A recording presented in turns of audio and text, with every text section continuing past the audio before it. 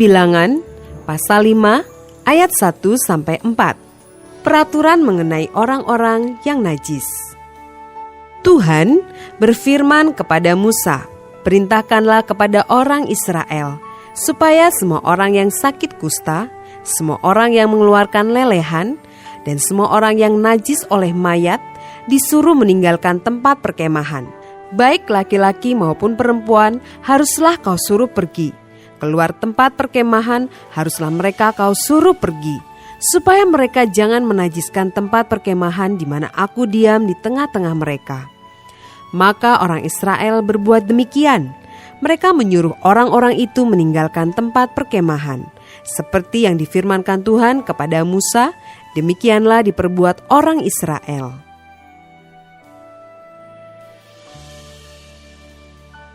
Ayat 5-10. Peraturan mengenai penebusan salah. Tuhan berfirman kepada Musa, "Berbicaralah kepada orang Israel. Apabila seseorang, laki-laki atau perempuan, melakukan sesuatu dosa terhadap sesamanya manusia, dan oleh karena itu berubah setia terhadap Tuhan, sehingga orang itu menjadi bersalah, maka haruslah ia mengakui dosa yang telah dilakukannya itu, kemudian membayar tebusan sepenuhnya dengan menambah 1/5, lalu menyerahkannya kepada orang terhadap siapa ia bersalah. Tetapi apabila orang itu tidak ada kaumnya, kepada siapa dapat dibayar tebusan salah itu, maka tebusan salah yang harus dibayar itu menjadi kepunyaan Tuhan dan adalah bagian imam.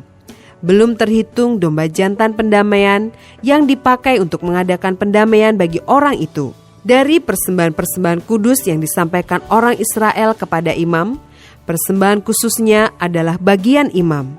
Sedang persembahan-persembahan kudus yang dibawa oleh seseorang adalah bagian orang itu sendiri.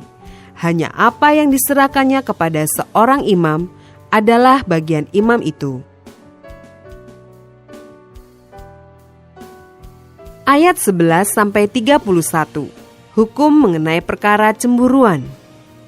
Tuhan berfirman kepada Musa, "Berbicaralah kepada orang Israel dan katakanlah kepada mereka, apabila istri seseorang berbuat serong dan tidak setia terhadap suaminya, dan laki-laki lain tidur dan bersetubuh dengan perempuan itu dengan tidak diketahui suaminya, karena tinggal rahasia bahwa perempuan itu mencemarkan dirinya, tidak ada saksi terhadap dia, dia tidak kedapatan.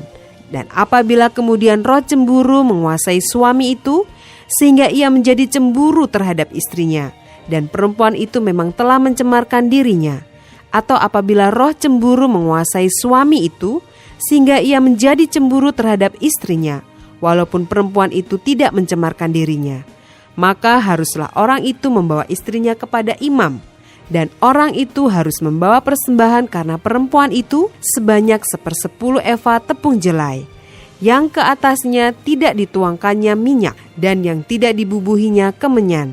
Karena korban itu ialah korban sajian cemburuan, suatu korban peringatan yang mengingatkan kepada kedurjanaan. Maka haruslah imam menyuruh perempuan itu mendekat dan menghadapkannya kepada Tuhan. Lalu imam harus membawa air kudus dalam suatu tempayan tanah. Kemudian harus memungut debu yang ada di lantai kemah suci dan membubuhnya ke dalam air itu.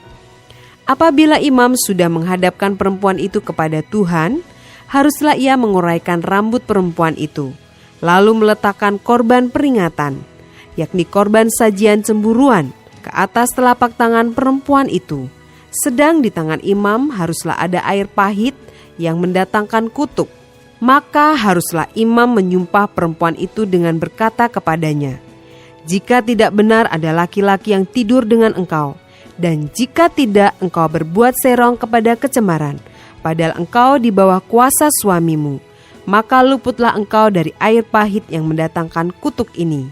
Tetapi jika engkau, padahal engkau di bawah kuasa suamimu, berbuat serong dan mencemarkan dirimu, oleh karena orang lain dari suamimu sendiri bersetubuh dengan engkau, dalam hal ini haruslah imam menyumpah perempuan itu dengan sumpah kutuk, dan haruslah imam berkata kepada perempuan itu, maka Tuhan kiranya membuat engkau menjadi sumpah kutuk di tengah-tengah bangsamu dengan mengempiskan pahamu dan mengembungkan perutmu, sebab air yang mendatangkan kutuk ini akan masuk ke dalam tubuhmu untuk mengembungkan perutmu dan mengempiskan pahamu.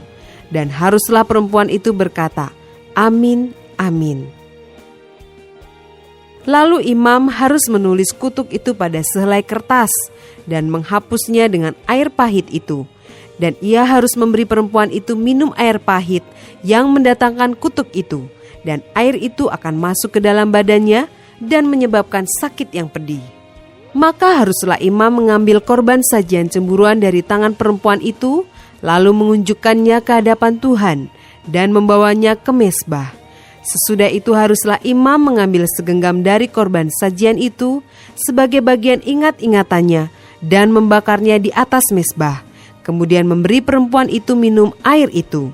Setelah terjadi demikian, apabila perempuan itu memang mencemarkan dirinya dan berubah setia terhadap suaminya, air yang mendatangkan sumpah serapah itu akan masuk ke badannya dan menyebabkan sakit yang pedih, sehingga perutnya mengembung dan pahanya mengempis, dan perempuan itu akan menjadi sumpah kutuk di antara bangsanya. Tetapi apabila perempuan itu tidak mencemarkan dirinya, melainkan ia suci, maka ia akan bebas dan akan dapat beranak. Itulah hukum tentang perkara cemburuan. Kalau seorang perempuan telah berbuat serong dan mencemarkan dirinya, padahal ia di bawah kuasa suaminya, atau kalau roh cemburu menguasai seorang laki-laki, sehingga ia cemburu terhadap istrinya, ia harus menghadapkan perempuan itu kepada Tuhan, dan imam haruslah melaksanakan seluruh hukum ini kepada perempuan itu. Laki-laki itu akan bebas daripada salah, tetapi perempuan itu haruslah menanggung akibat kesalahannya.